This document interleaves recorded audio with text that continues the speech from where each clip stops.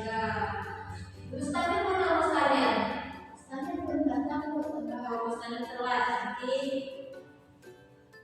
kita ini mustahil. Oke, selebihnya hadir ya hari ini.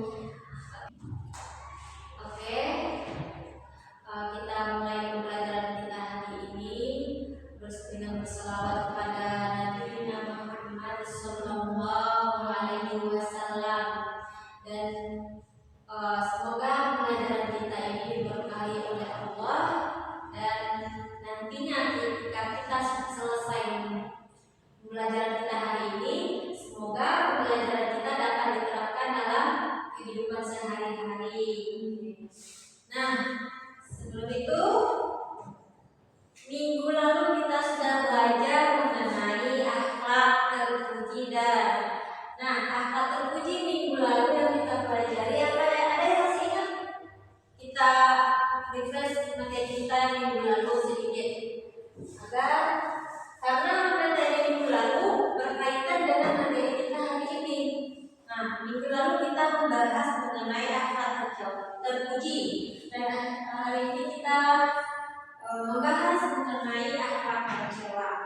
Nah, akhlak tercela minggu lalu ya, akhlak tercela.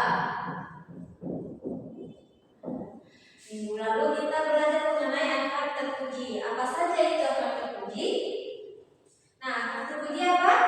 Akhlak terpuji itu artinya kita memiliki akhlak terhadap teman, guru, saudara, dan orang tua. Oke, akhlak terpuji itu adalah akhlak di mana orang lain senang melihat apa yang kita kerjakan dan bermanfaat bagi diri kita dan bagi orang lain. Nah, apa saja kemarin akhlak terpuji kita? Pertama, rasa syukur. Habis itu yang kedua, menolong, terus jujur. Oke. Nah, itu semua termasuk akhlak terpuji. Nah, minggu sekarang kita akan bahas mengenai akhlak tercela. Nah, sebelum masuk ke akhlak tercela, kita tahu apa tujuan pembelajaran kita mengenai akhlak tercela ini? Supaya kita mengetahui bagaimana hal tercela. Nah, tujuan kita mempelajari akhlak tercela ini agar diri kita dapat menanamkan yang baik-baik dalam kehidupan sehari-hari. Nah, akhlak tercela ini harus kita hindari. Nah, begitu ya. Nah, akhlak tercela adalah akhlak yang tidak baik dan tidak disenangi oleh siapapun. Kita tidak senang kan kalau kita mempunyai teman atau saudara yang mempunyai akhlak tercela? Nah, tidak senang kan? Tidak senang hati kita, tidak senang pikiran kita karena akhlak tercela itu mempunyai dampak bukan bagi diri orang itu saja, tetapi kepada orang lain juga. Nah, yang pertama kita akan membahas yang pertama dalam akhlak tercela yaitu apa? Fitnah. Nah, kita akan membahas yang pertama yaitu fitnah. Nah, ada yang tahu apa itu fitnah? Menuduh. Apa lagi? Ada domba. Oke, domba. Nah, fitnah itu sama dengan adu domba. Apa itu adu domba? Adu domba, fitnah. Sesuatu perbuatan atau tingkah laku di mana orang lain menjadi korban. Menjadi korban seperti apa maksudnya? Menjadi korban atas tuduhan atau ucapan orang lain yang tidak sesuai dengan realita yang terjadi. Nah, dalam Quran surah Al-Baqarah ayat 191 dijelaskan bahwa adu domba atau fitnah ini lebih kejam daripada pembunuhan. Nah, siapa yang berbuat fitnah, maka perbuatannya itu melebihi dari seorang pembunuh. Nah, jadi jangan sekali-kali kita mendekati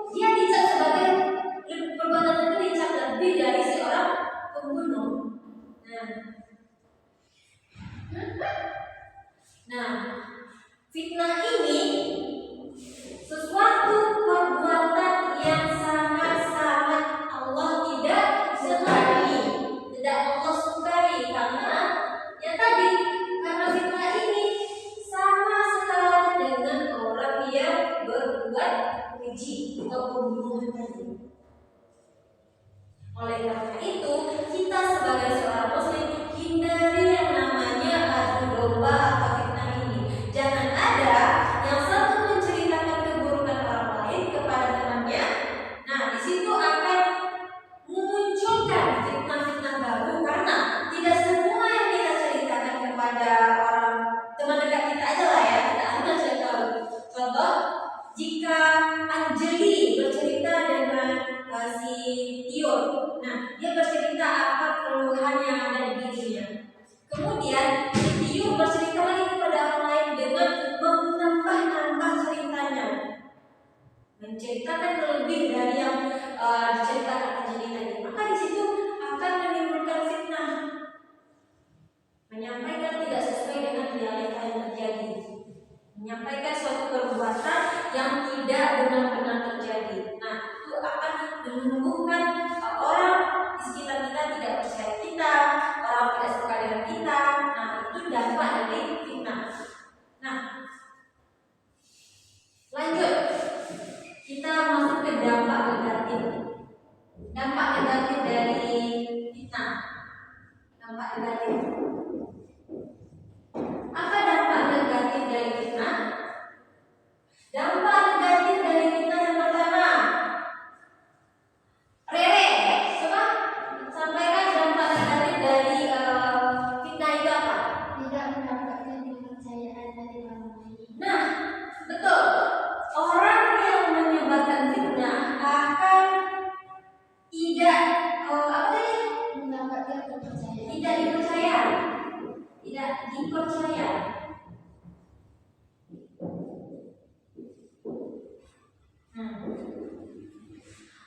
Orang yang menyebar fitnah itu orangnya tidak akan dipercayai oleh orang lain. Nah, kepercayaan orang lain akan tidak kepercayaan orang lain terhadap dirinya itu akan diragukan. Nah, orang lain tidak akan percaya apa yang disampaikannya lagi dengan berita yang telah disampaikan sebelumnya. Jadi, ketika kita sudah menyampaikan, sekali saja sudah menyampaikan suatu berita yang tidak ada kebenarannya atau disebut dengan fitnah tadi, nah, di situ orang lain akan mencap kita sebagai seorang yang tidak jujur. Begitu. Jika ada teman kita yang menyampaikan suatu berita yang negatif atau positif, kita harus pandai-pandai memilah apakah ini beritanya benar, apakah ceritanya ini benar atau tidak. Kita harus pandai-pandai memilah. Dampak yang kedua apa? Dampak yang kedua yaitu apa, Agustina? Nah, dampak yang kedua yaitu neraka. Apa itu neraka? Api. Nah, orang yang menyebarkan fitnah ataupun menambah-nambah rekayasa cerita orang lain, menyampaikan yang tidak sesuai dengan apa yang telah terjadi, orang tersebut akan ditenggelamkan dalam api neraka. Ancamannya bagi orang-orang yang menyebar fitnah itu adalah neraka. Tidak ada orang yang menyebarkan fitnah itu hadiahnya surga, tidak ada. Kalau belum ada, pasti kita semua beromong-omongan, bersegera untuk menyebarkan fitnah ini. Nah, tidak ada orang yang dalilnya dalam Al-Quran ataupun dalil dari perkataan dari Nabi atau hadis yang mengatakan kalau fitnah itu hadiahnya surga, tidak ada. Nah, yang mana fitnah ini ancamannya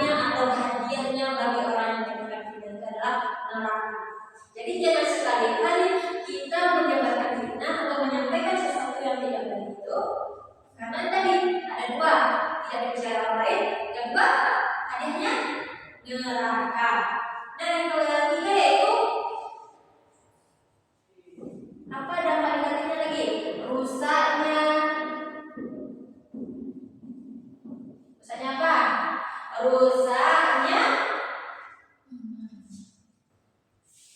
Rusaknya iman. Oke. Kenapa dikatakan orang yang menyebarkan fitnah itu rusak imannya? Karena sesuatu yang kita kerjakan tidak ada syariat dalam Islam, tidak ada dalam Islam menyampaikannya. Suatu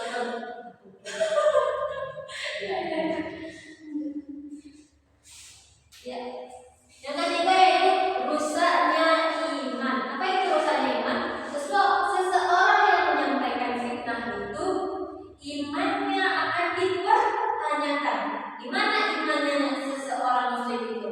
Di mana imannya seorang muslim ketika ia menyampaikan suatu fitnah, menyebarkan fitnah kepada masyarakat yang lain? Nah, dipertanyakan. Itulah dampak negatif dari fitnah. Yang keempat dampak negatifnya yaitu terpecahnya persatuan. Terpecahnya persatuan. Terpecahnya persatuan dalam masyarakat.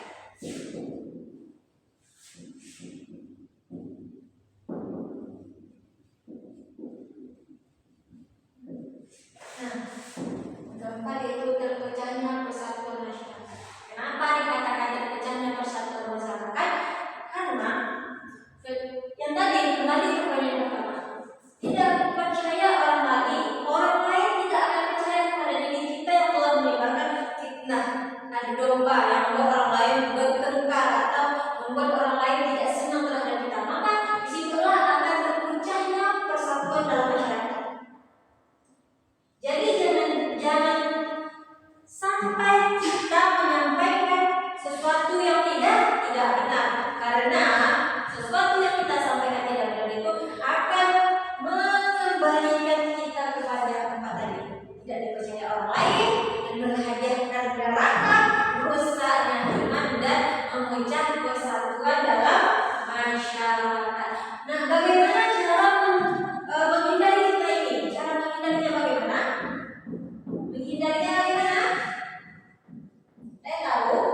Tidak sering. Nah, cara menghindari fitnah. Yang pertama, banyak-banyak baca Al-Quran. Kenapa? Kita harus banyak-banyak membaca Al-Quran agar terhindar dari yang namanya fitnah tadi. Nah, ketika kita membaca Al-Quran akan mendampak positifkan kepada diri kita. Apa dampak positifnya? Ketika kita membaca Al-Quran, kita akan merasa tenang. Nah, ketenangan itu akan memasuki diri kita, membawa energi positif bagi kita agar tidak mendekatkan kepada hal-hal yang buruk seperti fitnah. Kedua yaitu meningkatkan keimanan. Imannya ditingkatkan. Nah, imannya harus ditingkatkan. Kenapa iman kita harus ditingkatkan? Ketika kita dan berbenturan dengan orang-orang dalam lingkungan orang-orang yang menyebarkan fitnah, nah kita harus tingkatkan iman. Ketika kita meningkatkan iman, akan sadar kepada diri kita bahwa apa yang disampaikan orang lain itu merupakan suatu berita atau tidak ada kebenarannya. Nah, kita harus pandai memilah-milah mana yang baik dan mana yang buruk. Yang ketiga yaitu berdoa. Nah, ahwal tercela yang fitnah tadi, kita harus banyak-banyak berdoa agar iman dalam diri kita itu tidak buruk. Kita berdoa agar senantiasa dilindungi yang namanya fitnah dari orang-orang terhadap diri kita, fitnah terhadap akhir zaman. Jangan sampai kita menyampaikan suatu berita yang tidak ada kebenarannya, karena di situ akan memunculkan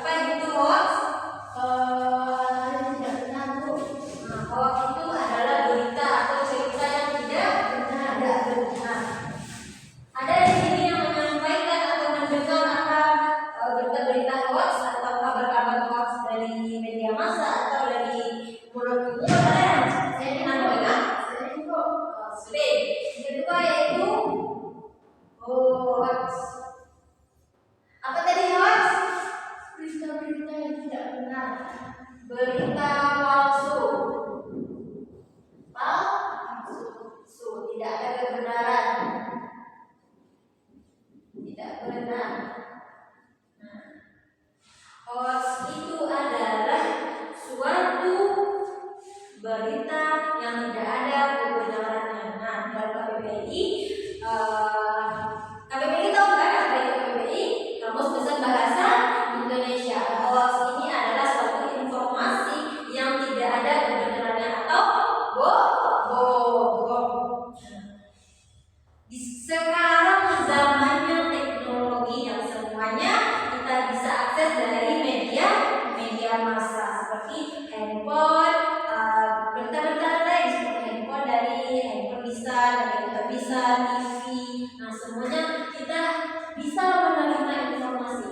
Nah, itu semua berita yang terrealisasi dalam TV ataupun handphone, kita harus pandai memilah apakah berita itu benarkah atau tidak. Sekarang banyak berita hoax. Seperti apa? Banyak orang menyampaikan yang namanya melalui konten ya.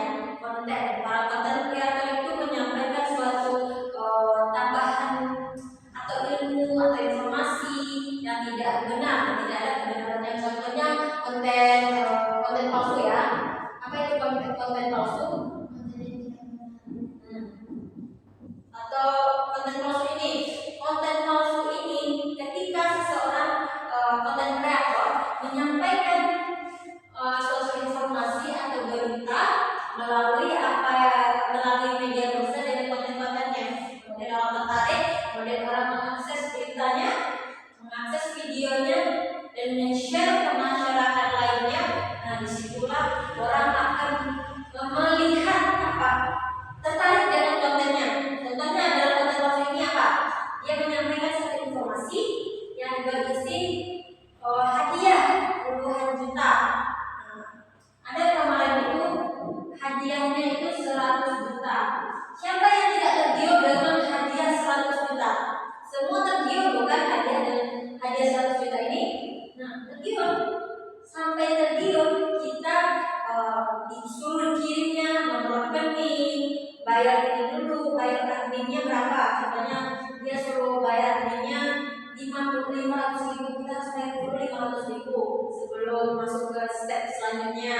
Nah, kemudian disuruh kirimnya nomor rekening orang yang punya konten ini, kirim ke rekeningnya dulu. Nah, itu termasuk konten hoax. Nanti ada penipuan di akhirnya, dia menghilang, nomornya diblokir, semua informasi atau akun sosial medianya dihapus. Nah, itu termasuk konten palsu. Nah, jadi kita sebagai generasi Muslim Islam yang harus mendedikasikan pada pikiran kita kalau kita harus pandai-pandai memilah mana yang benar dan mana yang salah. Gitu ya. Jadi kita harus pandai-pandai memilah manakah konten ini benar, konten ini bermanfaat, atau konten ini ada kebenaran beritanya. Baiklah, kita share boleh, kita terapkan dalam kehidupan kita boleh. Nah, jadi kita harus benar-benar paham apakah konten ini bermanfaat untuk kita, apakah konten ini ada kebenarannya. Nah, kita harus paham dulu apakah ini semuanya benar atau tidak. Jadi jangan sampai kita share dulu baru kita tahu kebenarannya. Oke, jadi paham? Sampai mana?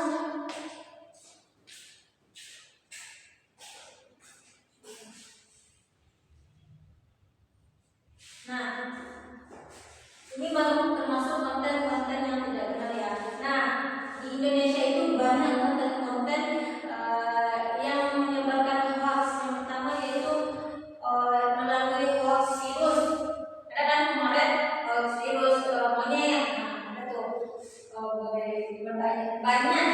banyak ya yang hoax sekarang tuh virus, terus kirim pesan berantai, kirim ini maka ini kan, terus mendapat hadiah, kemudian mobil, motor, sampai nggak tergiur, masih tergiur kemarin. Nah, kita harus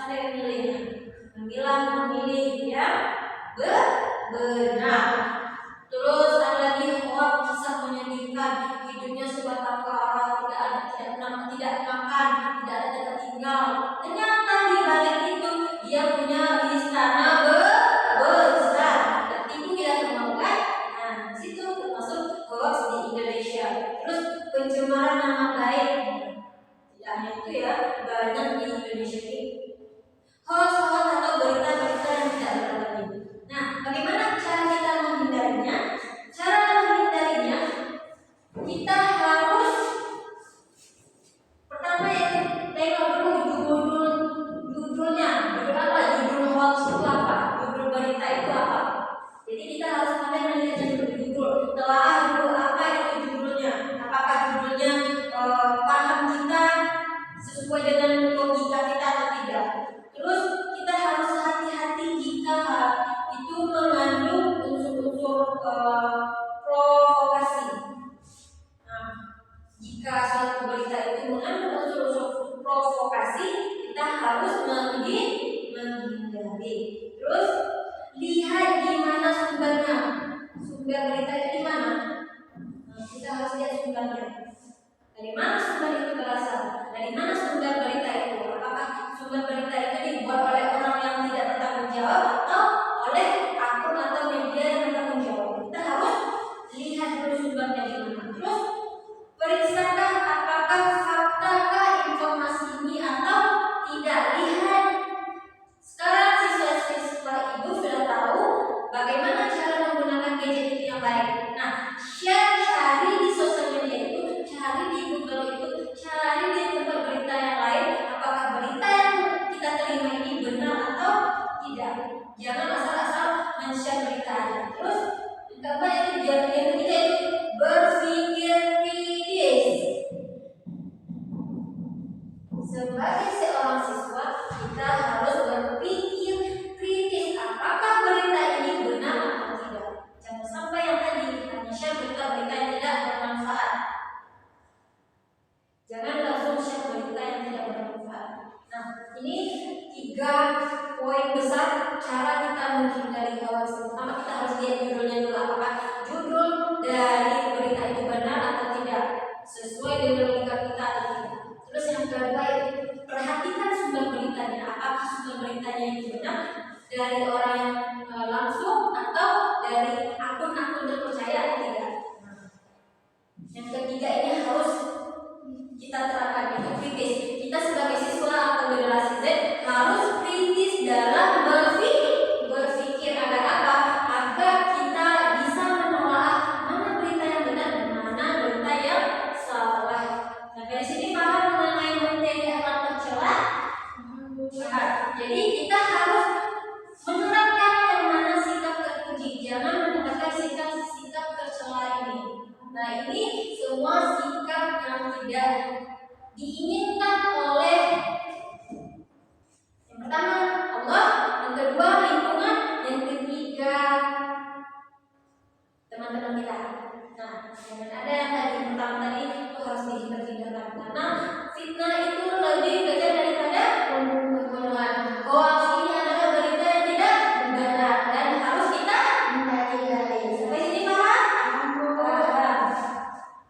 Nah, jika ada yang ingin ditanyakan, silahkan ditanyakan mengenai materi kita sebelum tutup pembelajaran hari ini.